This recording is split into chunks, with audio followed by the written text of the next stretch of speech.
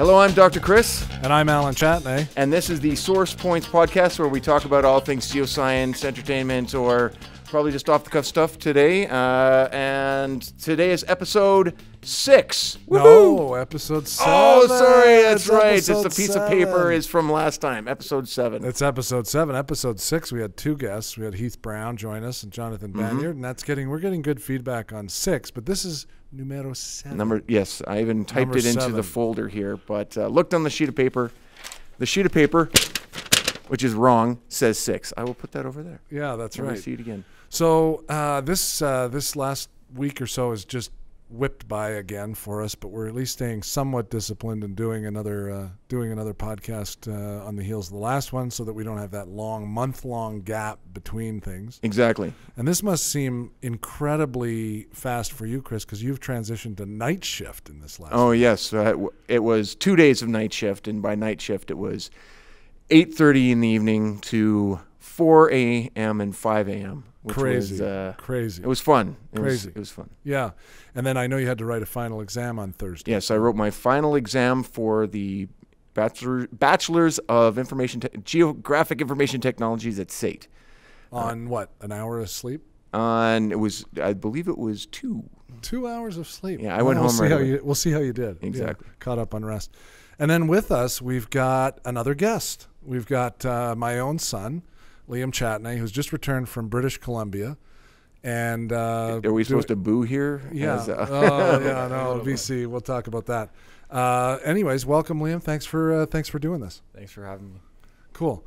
So Liam is dealing with the life of a student out in the University of British Columbia in Kelowna, and I actually haven't asked him very much since he got home. But I'm wondering how it's going out there, what you're seeing politically. What is the view from BC? What's the beer like, man? I mean, I don't know. Like, my school's really, honestly, I'd say it's pretty balanced just because there's so many kids from Calgary there that, yeah.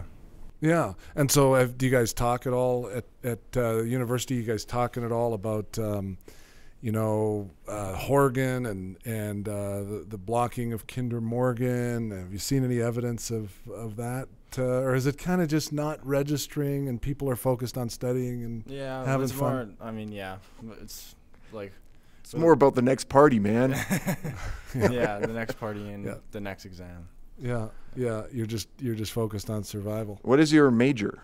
I haven't declared my major yet, so I'm in Bachelor of Management. This was your first year, right? Yeah. Oh yeah, first year. I know. Many years ago. Yeah. Yeah, it goes fast though, hey. And so back in time for the summer, and I think you probably left more spring-like conditions in Kelowna than here. It was a bit nicer, but we've had good weather the past couple days, so it's nice. Yeah, neat, cool. And I know earlier in the year that our illustrious Prime Minister stopped by the university. Oh yeah, was that? Did you get a selfie with them?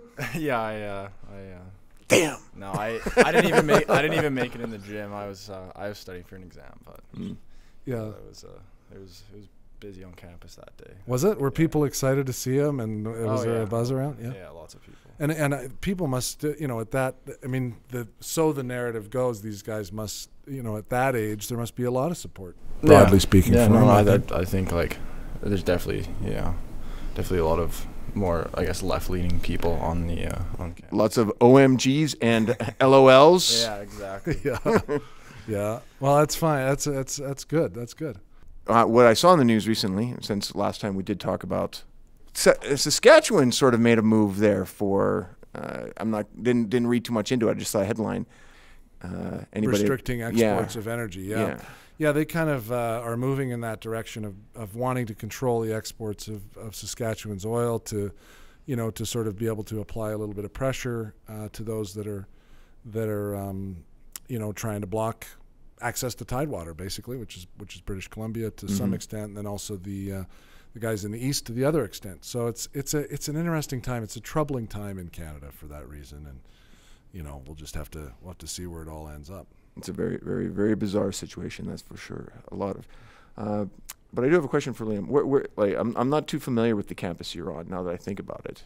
Yeah. So where is it? It's in Kelowna. It's kind of more on on the outskirts, like it's right across the highway from the airport.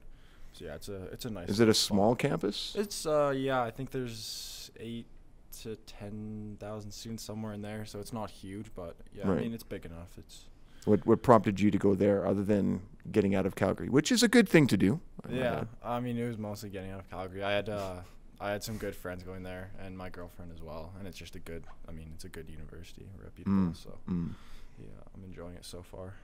And how closely affiliated is it with UBC, with the bigger campus in Vancouver? Is there a lot of back and forth, or do people tend to start and finish a degree in one or the other, or do you see movement where guys will come from Vancouver, go back to Kelowna? Yeah, there's a decent amount of transferring, but the good thing about like UBC Okanagan is you still get like a UBC degree. Like your degree doesn't say UBC Okanagan on it. It says UBC. So Right, it's one university, and exactly. it's, Just exactly. two campuses. Yeah. Mm. And is it campi or campuses? Oh, yeah, I guess hey. that's true. I didn't Is think it about that. singular or plural, or is it Could a be moose or campi. meese?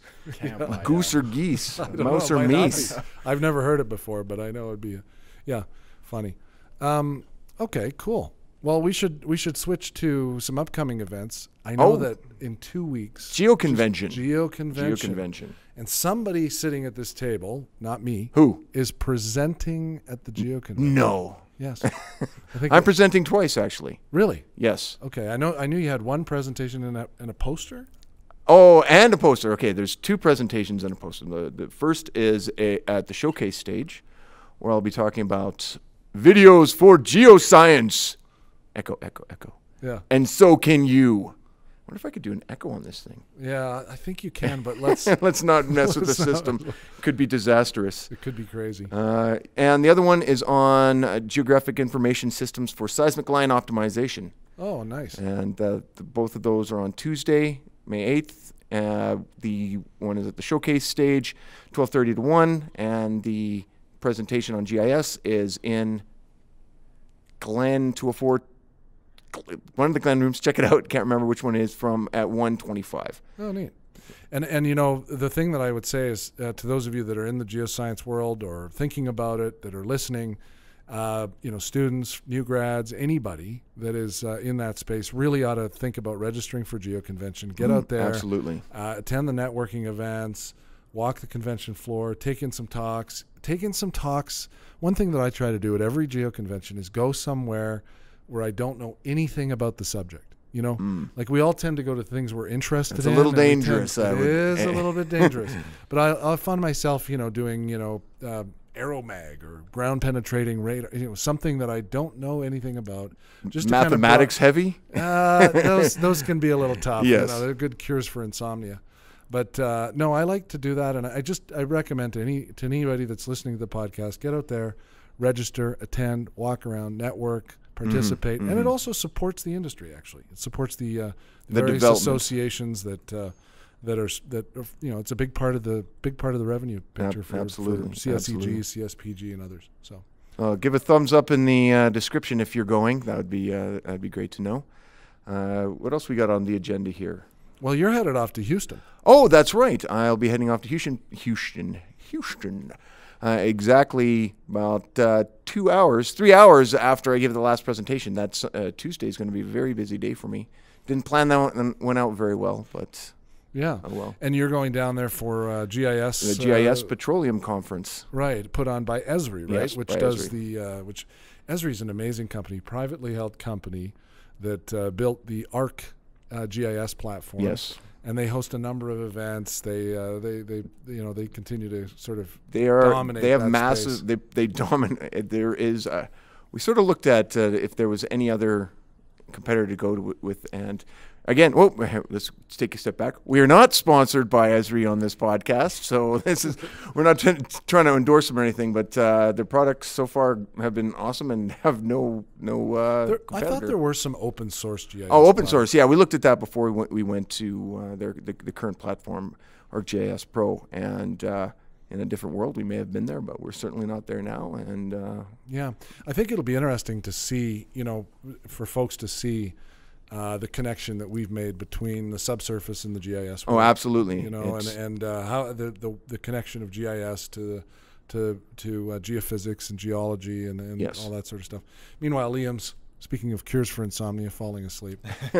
Well, that's why eventually we'll get to entertainment and movies as we always seem to get there. Let's do it. All Let's right. dive right in. Well, movies. Since you're the movie So last connoisseur, time, aficionado. the last podcast, I talked about A Quiet Place, and I still like that movie. And I was telling one of my good friends who is a big audiophile, a big sort of sound system buff. I said, really, you ought to get out and see that if you're into sound and audio tracks and sound mixing and editing.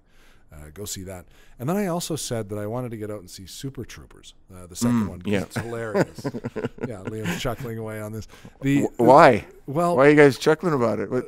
yeah, exactly. But for me, then I looked at the trailers for it, and I was kind of like, It's kind of, I don't know. Like, Did you see like it? Have you taken it No, in? I haven't seen the second one, but like the first Super Troopers was just like always had that cult kind of appeal to it. So I'm not sure about like the sequel. Like it's kind of a it's hard to follow up on a Yeah. sequel to a cult film. yeah. It wasn't crowdfunded, or am I don't even incorrect know. about I don't that? know much about I it. don't know. It was like a shoestring budget for Yeah, sure. yeah. Yeah. And it's kind of got that cult following. And then it's sort of like Rocky Horror Picture Show 2. Like, Yeah. Really? Where can you go from But there? I here I am slagging it. I haven't seen it. I meant to get out and see it. Haven't been out to see it.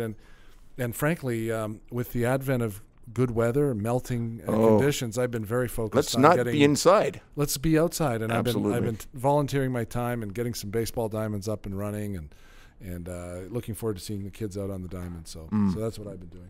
Cool. Yeah. There's one entertainment thing I'd like to. I've started watching a series on Netflix. I had my reservations about it. It's Okay. called Black Mirror. Black Mirror. Oh, I've heard about that. Yeah. Have It's you? like a, It's a sort of a dystopia.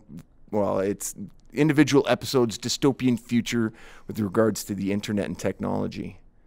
And the first episode, I almost didn't want to watch it after. It was pretty disturbing, and not in a good disturbing way. You know, like that was actually genuinely bothered you. Oh, it completely, absolutely bothered me. Like, and I'm not one to bother much, but it had to do. Well, the premise of the episodes thus far are about. Don't give anything away. I'm trying not to. Very. not but give anything it's away. it's sort of looking at a dystopian future of internet and technology use, like how bad things can go wrong. Like with privacy violations or artificial intelligence. Well, or, there was sort of an artificial intelligence one. It was more of a synthetic person, and how the person wasn't a person, and it was sort of bizarre. And the very first episode it was about. It was just disturbing to the point of, why am I watching this? And yet I'm continuing watching the series. My wife actually will not watch it because of that first episode. And it was just, I don't know, if they didn't have so many episodes right now, and I saw that the first time, I don't think I would have watched it after. But the first one, I was like, holy. So I'm completely confused. Are you recommending this? I don't know. It's bizarre. It's an interesting. I dig dystopian movies, post-apocalypse stuff. You know, like Blade Runner. Blade Runner, Mad Max. Mad Max, something horribly. That latest Mad Max film was amazing. What was it called? Fury Road. Yeah. Mad Max Fury Road. What have you been watching, Liam? I mean, it was just exam break like a while ago. I mean, I'm not too caught up on movies and stuff really. Yeah, but you're gaming. A little bit. Oh, what video games do you play? Fortnite. Fortnite. Is it? A little bit. Yeah. What is Fortnite? It's the most popular video game on the planet. I know right that, now. but what is it? What is it? Well, there's like what's hot right now. It's like the battle royale theme or whatever. So it's like you die once and you're out of the game. Oh, I like It's that. Yeah, 100. that was the original CS. Counter Strike. Yeah. From years ago, and I think Counter Strike's still a thing, but it's not as big as it was. Yeah. There's no respawn, which is absolutely drove me up the wall about playing online. Yeah. Oh, just run around. Oh, I'm back. Oh, I'm back. Oh yeah, that's annoying. But how many? I'm not familiar with the battle royale. Like, is how many people are in the battle It's royale? like 100 Holy people cow! in there. Is it everybody? It's PvP, everybody versus everybody. Yeah. You're there's versus other players. It's Yeah. not no team. Well, no, you can. There's you can play like single player, so every man for himself, or you can do two-man teams or 4. In a group of 100? Yeah. Holy smokes! So that's like like we'll get like 4 guys together, and like I'll have like a guy playing on my computer, 1 on the Xbox, and like 2 in like Null's room. So yeah, it's lots of fun. Oh, that's kind of cool. Yeah. Yeah, it's Is there any learning that happens in these things? Is there any connection to geoscience? Or any, no. I did see. That being said, at the Earth Science for Society, which was last month now, I can't remember which group it was. They used Minecraft to do. I saw that. Minecraft to show To the connect to subsurface. geology, yeah. And they had a 3D printed cross section of Alberta. It was amazing. And I looked at it. I was like, whoa! In Minecraft-ish stuff. It was the 3D printed version was the export that they had made from Minecraft. And so they had the overthrust, and they had Well, the it sedimentary was basin, like and about it was generalized. It was, I think, I'll just pick a number. It was 9 layers thick, but you could pull it apart. It was like, oh, cool, pull it apart. So there is video gaming in it. Well, it is Minecraft. Well, Minecraft has kind of fallen by the wayside, right? Like, oh no, kids love it. kids still love it. It's more just like a kids thing, honestly. I don't know anyone that plays Minecraft. My kids love it. But you guys were crazy into that when 6 years ago yeah, or something. yeah. It's still a thing because I also gave a talk at a school. I saw that to a grade 3 class. Yeah, it was a grade 3. It was my daughter's grade 3 class, well, combined for the school. And I thought I would throw in some Minecraft references. So it was about sound and geoscience. So what I did was I was like, okay, you can make pictures in your mind with sound. What is this? And I played it was like a frog. And they're like, a frog. I played the next one. It was rain. That's rain. And I'm like, oh, here's 2 more sounds. I don't know what they are. Maybe can you guess it? And I hit play. And what it was is I took sounds from Minecraft. It was a villager. And I can't describe because I didn't play Minecraft, but it was like, hmm? Oh, I see. And I played it, and they're like, it's the villager from Minecraft! And they're like, yeah, that's right. And I played another one. And it was like, what are those things called? The evil guys, the zombie things. Stalkers or something? We're talking Minecraft. It's a stalker!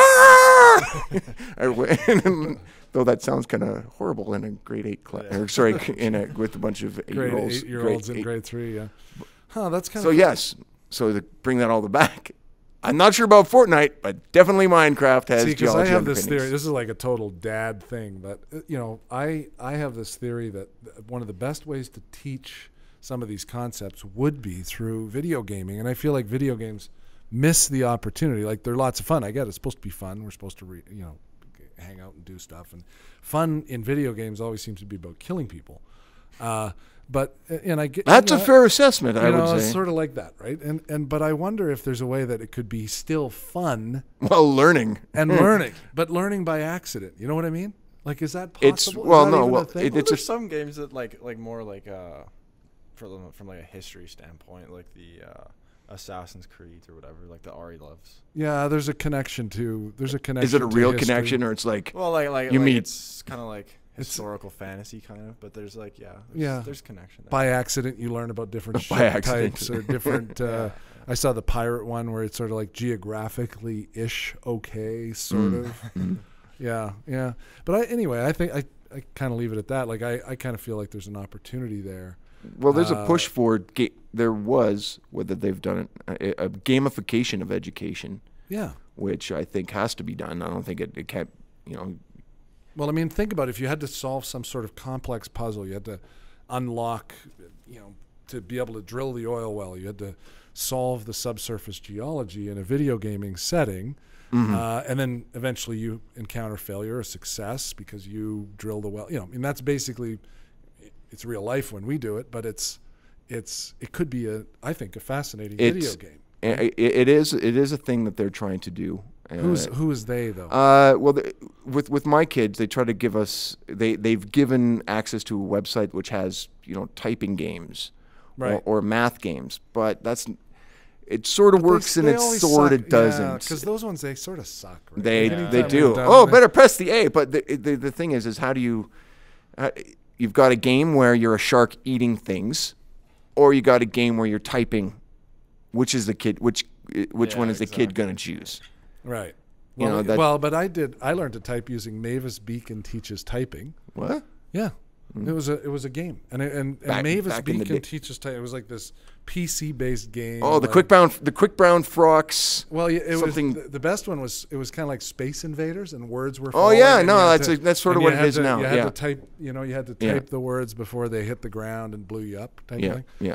But I mean that's one thing. But at this point, we ought to be able to devise more complex games that could kind of simulate Learning, things that and it result in learning, like forced learning. yeah, well, not forced. You but must kinda- answer this question You want it before to be moving on. You want it. I see a business opportunity. I see a business opportunity for somebody, right? Again, so it's like turning that shark that eats people into a shark that eats numbers and people. Yeah.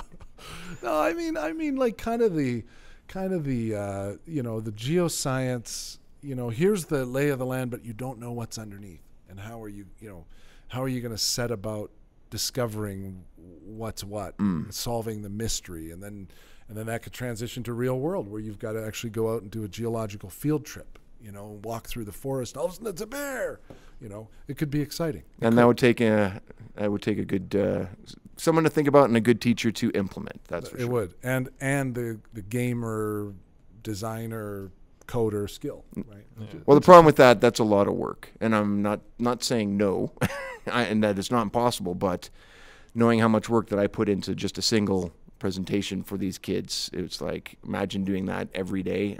Man, that'd be crazy. Yeah, no, I'm not asking you to do it. No. Yeah. I'm trying to do a transition. Oh, there, that's so- a transition. Yeah, that's a transition. Okay. No, you look at one thing I saw is that people are listening to the podcast almost right to the end, but we do owe it to people to shorten them up. There we go. It's been about 25 minutes or Yep. so. Let's Why don't we wrap it up? call it a night. And we'll see everybody maybe in about a week. Hopefully we can do this again. And let's thank our guest. Thanks, Liam. Thanks for joining us, thanks especially for on joining- short joining. notice. Yeah, thank No you for having script, me. just a podcast. So thanks for that. And with that, I'll start us up. Oh, almost. There it is. Hold on.